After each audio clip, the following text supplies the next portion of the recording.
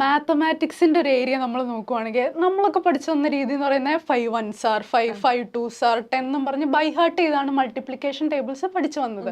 Instead of that ഒരു 5 blocks എടുത്ത് ഒരു 1 റോ ആക്കി വെച്ച് കുട്ടികളെ കൊണ്ട് നമുക്ക് കൗണ്ട് ചെയ്യിപ്പിക്കാം. 5 ബ്ലോക്സ് ഉണ്ട്, 1 റോ ആണ്. അപ്പോൾ 5 × 1 5. അതേപോലെ തന്നെ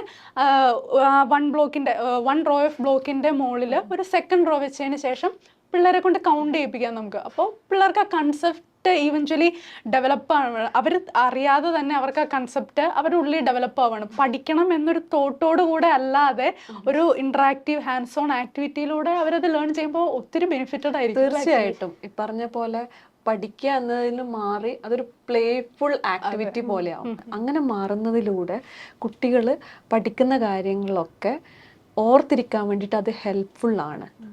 പിന്നെ മറ്റൊരു ഏരിയ ആണ് ഇതേപോലെ ഇമ്പോർട്ടൻ്റ് ആയിട്ട് വരുന്ന ക്ലാസ് റൂം എൻവയോൺമെൻറ്റ്.